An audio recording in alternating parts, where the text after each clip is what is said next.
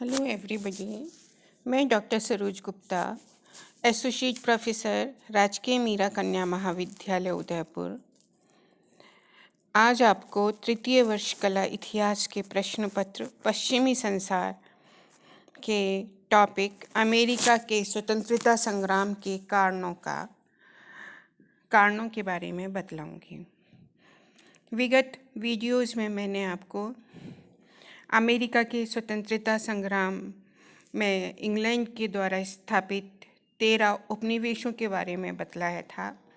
उसके बाद मैंने आपको अमेरिका के स्वतंत्रता संग्राम के कारणों की विवेचना की थी।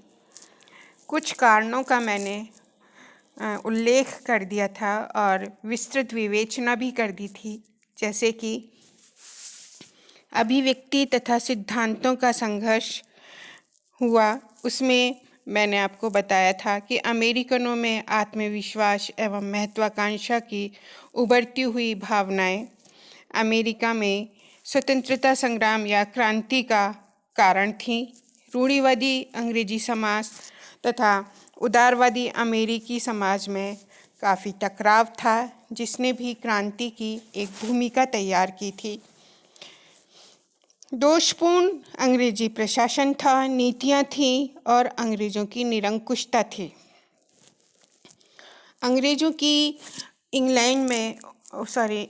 की अमेरिका में दोषपूर्ण शासन व्यवस्था थी, जिसने अमेरिका के स्वतंत्रता संग्राम को करने में अपना सहयोग प्रदान किया। इंग्लैंड की वाणिज्यवादी नीति का विरोध किया गया। उसके नौ संचालन कानून, व्यापारिक अधिनियम, औद्योगिक अधिनियम इत्यादि का पुरजोर विरोध अमेरिका में किया गया। जार स्थिति के शासनकाल में व्यापारिक अधिनियमों का पालन कराने के लिए इंग्लैंड की सरकार ने कठोर कदम उठाए। इंग्लैंड की पार्लियामेंट के उपनिवेशों पर अधिकारों के बारे में काफ़ी मतभेद था और ये सारी चीज़ें या ये सारे पॉइंट्स अमेरिका की स्वतंत्रता संग्राम को करने में सहयोगित रहे। कुछ और कारण हैं जिनके बारे में हम अब चर्चा करेंगे, जैसे कि सुरक्षा के लिए किए गए व्यय के भार में भी मतभेद था। इंग्लैंड की राजनीतिज्ञ व जनता यह विश्वास करती थी कि उपनिवेशों की सुरक्षा हेतु किए गए व्यय का भार अमेरिकी उपनिवेशों की जनता को भी उठाना चाहिए। इस मामले ने 1763 में तूल पकड़ लिया। इस समय इंग्लैंड की सरकार ने 10,000 सैनिक अमेरिका भेजे। इनको भेजने का उद्देश्य फ्रांसीसियों व अमेरिका के आदिवासियों के संभावित आक्रमण से वहाँ के निवासियों को सुरक्षा प्रदान करना था। 1765 में पारित क्वार्टरिंग अधिनियम द्वारा इंग्लैंड ने अपने इस अधिकार की पुष्टि की।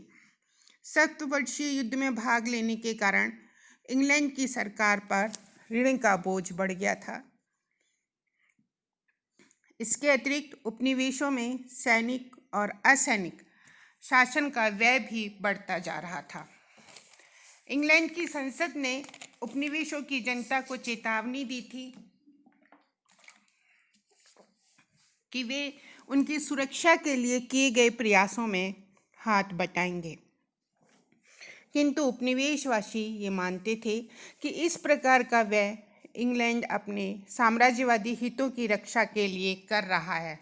उसे उपनिवेशवासियों के मौलिक हितों की चिंता नहीं है।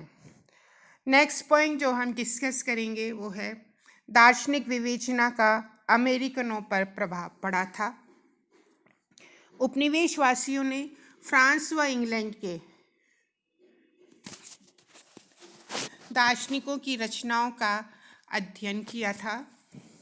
वे रूसो के सामाजिक समझौते तथा जॉन लॉक द्वारा रचित ट्रीटाइज ऑफ गवर्नमेंट से अत्यंत प्रभावित हुए थे।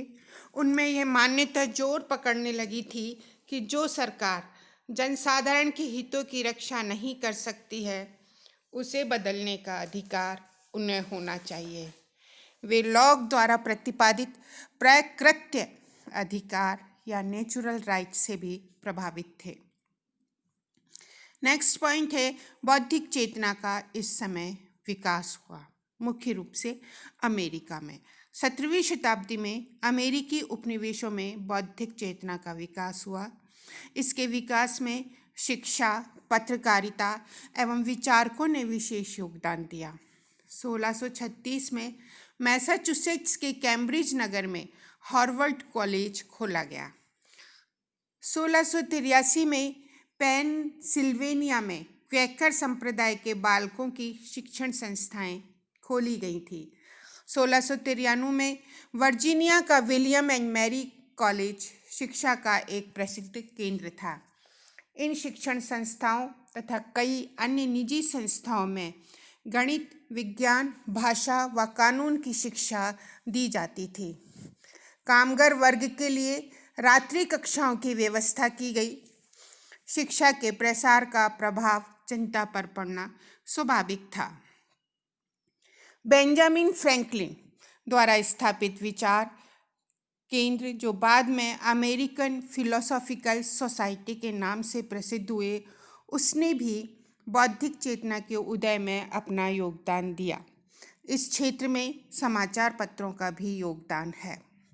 1704 में बॉस्टन से बॉस्टन न्यूज़ लेटर नामक अमेरिका का पहला समाचार पत्र प्रकाशित हुआ था।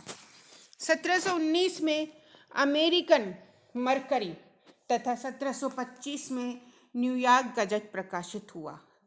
1765 तक लगभग 25 समाचार पत्र और पत्रिकाएं प्रकाशित होने लगी थी।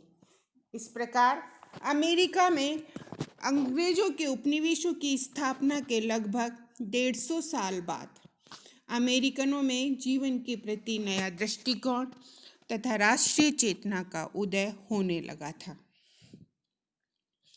बौद्धिक चेतना के विकास में अनेक बुद्धिजीवियों का योगदान भी सराहनीय है।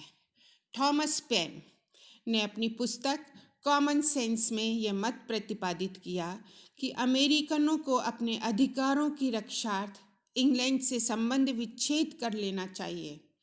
इसके अनुसार यह महाद्वीप एक लंबे समय तक ऐसी स्थिति में नहीं रह सकता है। 1775 से 1783 तक द अमेरिकन क्राइसिस नामक पत्रिका में प्रकाशित उसके लेखों ने नैतिक बल और देशभक्ति की भावना को बढ़ावा दिया। जेम्स ओटिस व पैट्रिक हेनरी ने क्रमशः खोज वारंट अधिनियम एवं स्टाम्प पेपर अधिनियम का विरोध किया। पैट्रिक हेनरी का कहना था कि या तो मुझे स्वतंत्रता दो अथवा मृत्यु दे दो। सैमुअल एडम्स ने इंग्लैंड की सरकार के अन्यायों का जोरदार विरोध करके क्रांति की भावना को प्रबल बनाया। इसके अतिरिक्त हम देखते हैं कि कुछ ऐसी परिस्थितियां थी जिनके कारण अमेरिका का स्वतंत्रता संग्राम हुआ। पहली है जिसमें सप्तवर्षीय युद्ध। तो उसका क्या प्रभाव रहा? सप्तवर्षीय युद्ध यूरोप, भारत व अमेरिका में फ्रांसीसियों व अंग्रेजों के बीच 1756 से 1763 तक लड़ा गया। इसके पहले कनाडा के क्षेत्र में बसे हुए फ्रांसीसियों से उपनिवेशवासियों को खतरा था। वे स्वयं को असुरक्षित मानते थे, किंतु युद्ध में इंग्लैंड ने कनाडा पर अधिकार कर लिया। अतः अब अमेरिकनों को फ्रांस से कोई खतरा नहीं रहा और वे अपनी सुरक्षा के लिए इंग्लैंड की सरकार के आश्रित नहीं रहे। न्यूयॉर्क के गवर्नर ने एक बार कहा था कि यदि एक बार अमेरिकी अपनी ज़रूरत का कपड़ा आदि स्वयं उपलब्ध करने में सफल हो गए तो वे अमेरिका में इंग्लैंड की उपस्थिति को बिल्कुल भी स्वीकार नहीं करेंगे। इस युद्ध में अमेरिकी अंग्रेजी सेनाओं के लिए ले जाने वाली रसद को लूटकर चोरी छुपे फ्रांस की सेनाओं को बेच देते थे। उन्होंने तस्करी भी की। युद्ध के अंत होते ही वे इस प्रकार के लाभों से वंचित हो गए थे। सप्तवर्षीय युद्ध के अंत में फ्रांसीसी भय की समाप्ति के साथ साथ अमेरिकन आदिवासियों का भी भय समाप्त हो गया, क्योंकि अनेक लड़ाइयों में इंग्लैंड की सेनाओं ने इनकी शक्ति को कुचल दिया था। सप्तवर्षीय युद्ध में अनेक अमेरिकी इंग्लैंड की ओर से लड़े थे। इस संघर्ष में भाग लेकर उन्होंने ये जान लिया था कि किस प्रकार सेनाएं और साधन संगठित करके युद्ध में सफलता प्राप्त की जा सकती है। उन्हें अपनी शक्ति का भी अनुभव हुआ था। पश्चिमी क्षेत्रों में विस्तार पर प्रतिबंध लगाया गया। सप्तवर्षीय युद्ध में इंग्लैंड ने अल्घेनी पर्वतमाला और एपलाशियन जलधारा के पार प्रदेशों से फ्रांसीसियों को खदेड़ दिया था। उसने इन क्षेत्रों को अपने राज्य में मिला लिया था, किंतु अमेरिकी उपनिवेशों ने इन पर अपना दावा प्रस्तुत किया। वर्जीनिया इनमें प्रमुख था। फर व्यापार के कारण इंग्लैंड इन्हें उपनिवेशों को देना नहीं चाहता था।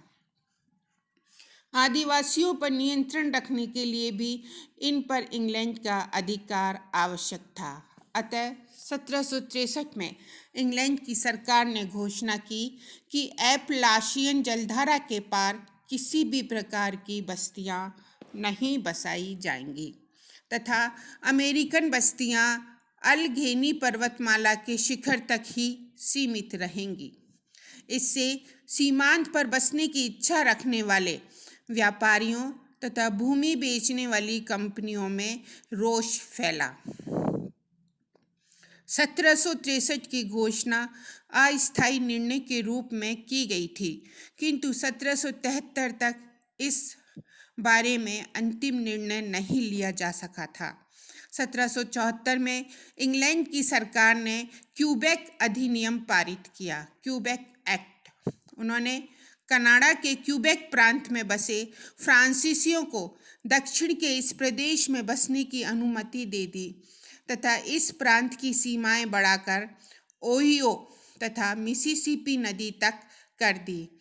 इसने अमेरिकियों को के पश्चिम की ओर प्रसार के इरादों पर भी पानी फेर दिया था, जबकि फ्रांसीसियों को इसकी अनुमति दी गई थी। उपनिवेशवासियों ने इस कानून का उल्लंघन किया तथा उन्होंने अनुमति प्राप्त किए बिना पर्वत के पार केंटकी के क्षेत्रों में बसना प्रारंभ कर दिया। तस्कर व्यापार को रोकने का प्रयास किया गया। सप्तवर्षीय युद्ध की अवधि में अमेरिकी व्यापारियों ने सभी नियमों का उल्लंघन करते हुए शत्रुओं को तस्कर व्यापार के माध्यम से रसद व अन्य सामग्री दी। इसको रोकने के लिए युद्ध के पूर्व ही उपनिवेशों के चुंगी अधिकारियों को किसी भी व्यक्ति की तलाशी लेने का अधिकार दे दिया गया। वे जहाज़ों पर जाकर उसके सामान और गोदामों का निरीक्षण भी कर सकते थे। इसके लिए सहायता आदेश रिट्स ऑफ असिस्टेंस पारित किया गया। स्टैंप एक्ट के लागू हो जाने के बाद इंग्लैंड के विरुद्ध आंदोलन और भी तेज हो गया। फ्रांस द्वारा भी प्रोत्साहन दिया गया। सप्तवर्षीय युद्ध में फ्रांस को विभिन्न देशों में हार का सामना करना पड़ा था। अमेरिका के महाद्वीप में उसे कनाडा से हाथ धोना पड़ा। इस हार का बदला लेने के लिए फ्रांस ने इंग्लैंड की कठिनाइयों से लाभ उठाकर उसके लिए संकट उपस्थित करने का प्रयत्न किया। अमेरिका में उसने इंग्लैंड तथा उसके उपनिवेशों की जनता में मतभेदों को उभारने का प्रयत्न किया। फ्रांस चाहता था कि ये उपनिवेश अपनी मातृभूमि से पृथक हो जाए, अतः इस कार्य में उन्हें आवश्यक सहायता देने का आश्वासन दिया। सप्तवर्षीय युद्ध ने अमेरिका के उपनिवेशों को फ्रांस के संभावित आक्रमण से भी मुक्ति दिला दी। अब वे अधिक उत्साह के साथ इंग्लैंड का विरोध करने लगे थे। Thank you very much.